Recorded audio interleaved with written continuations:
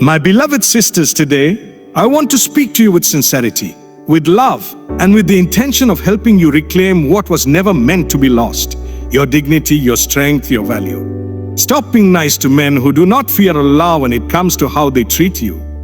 Stop accommodating disrespect. Stop excusing bad character. Stop tolerating mistreatment in the name of being a good woman. Islam did not teach you to be abused in silence. It taught you to be honorable and to be honored. My sister, understand this well. Kindness is a beautiful quality. Allah loves those who are kind. But there is a difference between kindness and self-destruction. There is a difference between being patient and being silent while your work is being diminished. You are not created to be walked over. You are not created to be someone's emotional punching bag. You are not created to constantly forgive the same disrespect over and over while your heart bleeds and your soul tires. You were created with purpose, with honor, and with a position in this world that deserves respect.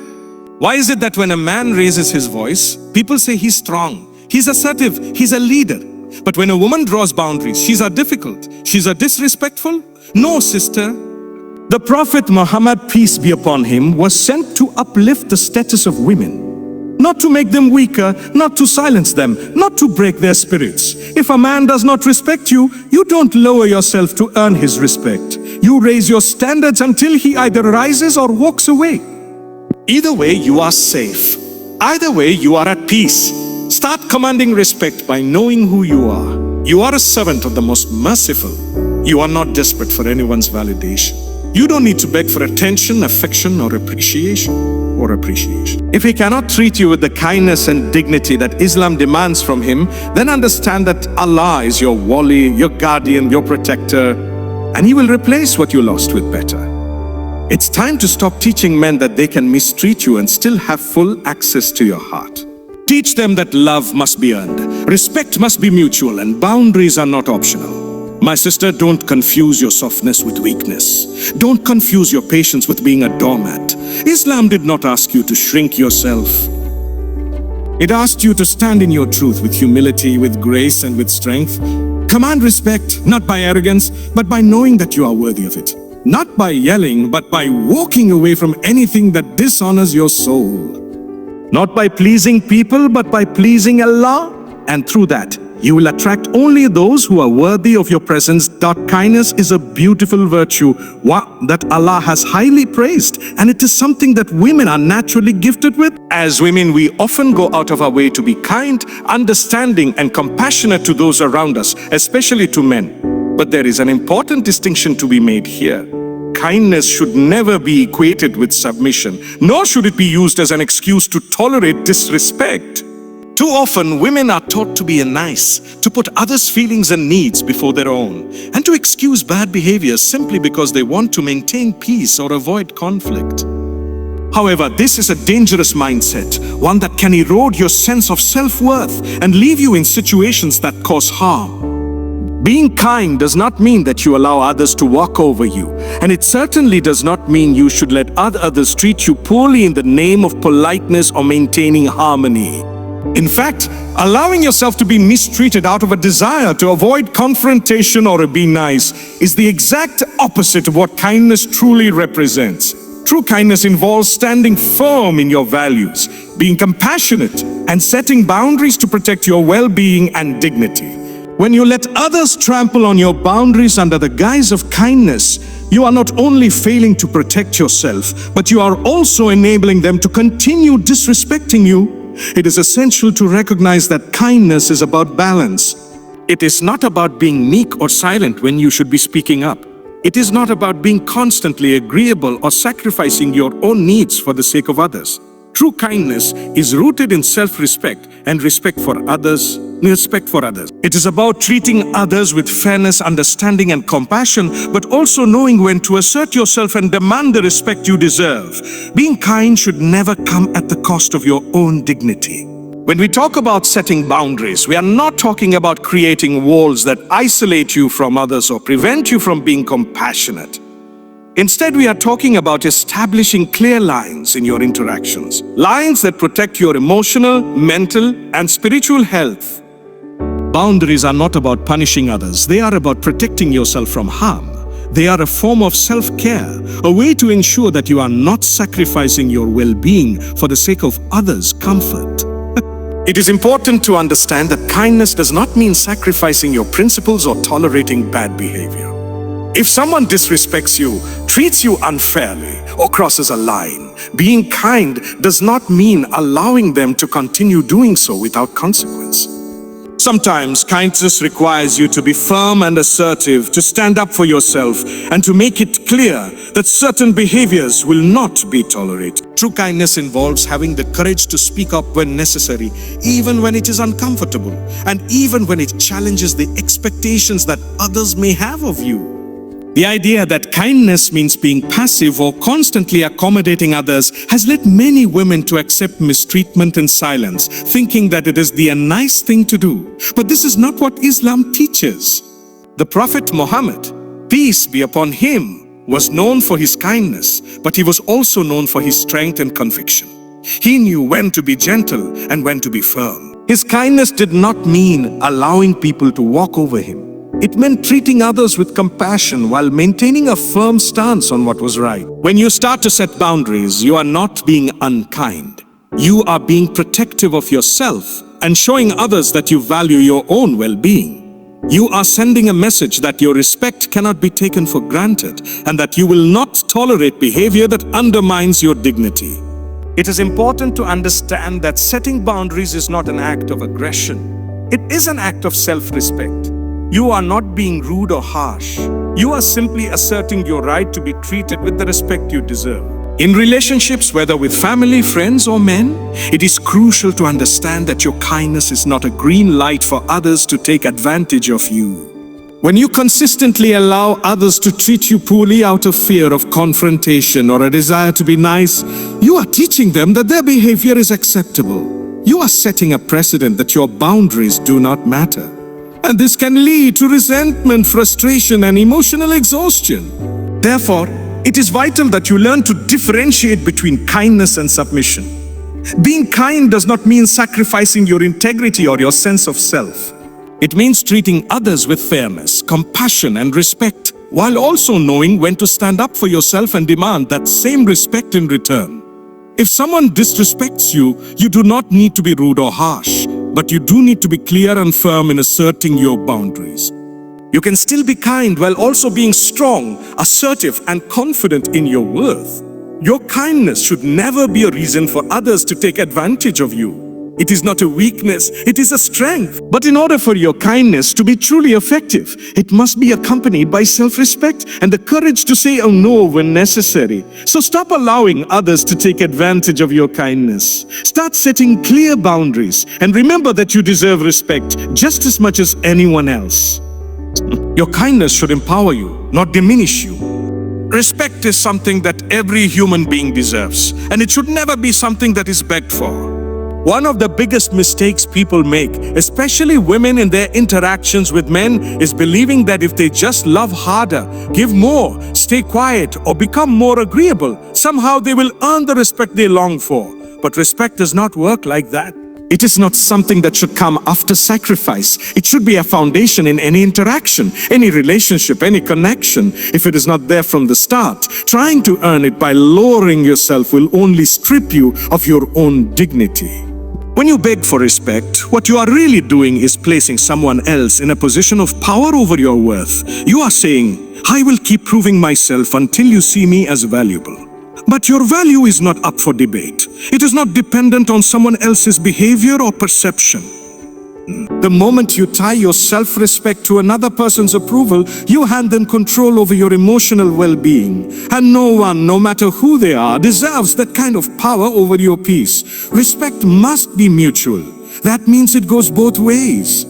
It's not one person doing all the giving, compromising, forgiving, and tolerating while the other takes advantage of that generosity. It means both people in any relationship understand the limits, the boundaries, and the rights of the other. It means no one feels entitled to your time, your body, your emotions, or your silence. It means you do not have to prove yourself to be seen. You do not have to shrink to be accepted. You do not have to endure mistreatment to maintain connection. When a woman consistently tolerates disrespect in the hope that the other person will one day change, she's not only hurting herself, she's also teaching that person that they can get away with it. People learn how to treat you based on what you allow. If you stay silent in the face of rudeness, it becomes normal. If you accept apologies with no change in behavior, they stop taking accountability seriously. If you always come back after being disrespected, they begin to believe that your love is unconditional, even when they offer nothing in return. Shidamai. That is not mutual respect. That is one-sided sacrifice dressed up as loyalty. It is very important for women to understand that being respected is not a privilege someone else decides to grant you. It is a right that Allah has given you. And when someone fails to honor that right, it is not your job to stay and teach them how. It is your job to protect your dignity by walking away from anyone who doesn't understand the basic principles of human decency. There is no victory in staying where you are dishonored. There is no reward in tolerating emotional harm just to appear strong or patient. Real strength lies in knowing when to walk away. Real patience is in waiting for what Allah has written for you without compromising your values for temporary attention. Many women have been raised to believe that being liked or loved is more important than being respected. So they overextend, they stay silent, they tolerate what hurts them just to be seen as a good or easygoing. But what kind of love exists without respect? What kind of affection is that which dismisses your voice and disregards your needs? That is not love, and it is certainly not worth your energy. The right person, the one who understands mutual respect, will never put you in a position where you have to beg for decency. He will see you as a partner, not a project. He will communicate, not manipulate. He will listen, not belittle. You must carry yourself with the belief that respect is the bare minimum. It is not a gift. It is not something someone gets to decide whether or not you deserve. From the way someone speaks to you, to how they treat your time, to how they respond to your boundaries, it should all be grounded in mutual respect. This awareness is not just a mindset. It's a form of spiritual strength. It's a quiet power that lives in your heart and reflects in your choices. It makes you unshakable in a world that tries to confuse you about your identity. When others treat you poorly, you don't absorb their behavior as a reflection of your worth. You see it as a reflection of their character. You understand that their inability to honor you says more about them than it ever could about you. You were not created to be in constant search of approval. You were created to live in alignment with your purpose, to worship Allah, to walk in the strength and mercy He placed in your soul. Your existence is not tied to how desirable someone finds you or how well you meet their standards. Your worth is not found in how quiet you can be or how much you can endure without complaint. It's found in how much you recognize your position with your Creator and how that recognition shapes the way you allow others to treat you. When you internalize this truth, it changes the way you interact with the world. You no longer chase people who don't see you. You no longer try to explain your value to those who refuse to understand it. You no longer mold yourself to be digestible for people who were never meant to carry your heart. You move with intention. You speak with clarity. You choose with conviction. You know that your soul was shaped by the one who makes no mistakes, and that alone makes you more than enough. A woman who knows her worth through Allah does not compete. She does not beg. She does not fear being alone. She trusts the process, she trusts the plan, and she trusts the one who wrote her story. She doesn't need to manipulate, perform, or overextend just to feel seen. She already knows that Allah sees her, hears her, and values her in ways that no human being ever fully can. And when that kind of certainty fills her heart, no amount of disrespect, rejection, or indifference can make her forget who she is. Walk away from what dishonors your soul. There are moments in life where your heart feels heavy, your spirit feels low, and something deep within you knows that you are in a place that does not honor who you are. You may not always be able to put it into words, but your soul feels it. That feeling is not random. That inner unrest is a sign. It is a whisper from your fitra, your natural state that Allah created you upon, telling you that you were not made to endure disrespect, to carry emotional abuse, or to shrink yourself for the sake of temporary comfort. There is a point where patience becomes self-destruction, where tolerance becomes enabling, and where love becomes an excuse for your own slow unraveling. You were not created to be anyone's emotional dumping ground. You were not placed in this world to heal men who refuse to heal themselves. You are not sent to this dunya to prove your worth through suffering. The moment you find yourself justifying mistreatment, overthinking your every move, or constantly feeling unworthy in someone's presence, you need to pause and ask yourself, what am I doing to my own soul? Sometimes we stay in situations far longer than we should, not because we are weak, but because we hope. We hope they will change. We hope they will see our effort. We hope they will finally understand the depth of our care. But how long will you hold on to someone who has shown you repeatedly that they are not capable of holding your heart gently? How long will you excuse behavior that chips away at your spirit just because you're afraid of what life looks like without that person? Fear is not a reason to stay. Fear is not a foundation for any relationship. And when your soul is suffocating, staying becomes more harmful than walking away ever could be. There is a power in walking away. It's not about giving up or holding grudges. It's about reclaiming your dignity. It's about finally choosing yourself after being made to feel like you were too much, too emotional, too sensitive, too difficult. Walking away is a declaration that you will no longer tolerate being dishonored under the disguise of love, patience, or religious guilt. Allah does not want you to suffer endlessly in spaces that destroy your mental and emotional well-being. Islam teaches compassion, not cruelty. Marriage is meant to be tranquility, not torment. Love is meant to be a form of mercy, not manipulation. People will treat you how you allow them to. If you stay where you are insulted, ignored, used, or blamed for everything that goes wrong, you are teaching them that your soul is for sale. And every time you forgive without accountability, every time you apologize for your boundaries, every time you ignore that knot in your stomach that tells you something is wrong, you are slowly abandoning your own self. The most dangerous form of abandonment is not when others leave you, it's when you leave yourself to keep others. You have the right to protect your peace. You have the right to say, this is not good for me. You have the right to change your mind. You have the right to walk away from what feels heavy, confusing, or hurtful. You are not being harsh. You are being honest. And honesty with yourself is the beginning of healing. The more you cling to relationships that dishonor you, the further you drift from the person Allah created you to be. And sometimes, in order to return to your authentic self, you have to let go of what the world convinced you was love. Walking away doesn't mean you didn't love them. It means you loved yourself enough to choose your own well-being. It means you trust Allah enough to believe that something better will come. That your heart was not made to constantly ache. That your soul was not made to live in tension. That the one who truly sees you, values you, and honors you will never put you in a position to question your worth daily. And if someone does, no matter how much you care, the most loving thing you can do for yourself and even for them is to walk away. You are allowed to leave environments that make you feel small. You are allowed to outgrow dynamics that no longer serve your growth. You are allowed to choose peace over chaos, clarity over confusion, and dignity over emotional survival. If something is costing you your self-respect, it's too expensive. And if someone consistently makes you feel like you are hard to love, it's because they are not capable of loving you in the way you deserve. Your soul is a trust from Allah. It was not given to you to be damaged repeatedly in the name of false loyalty.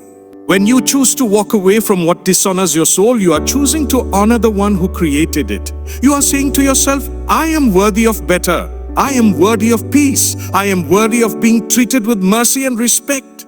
And that choice alone is one of the most powerful forms of self-respect you will ever embody.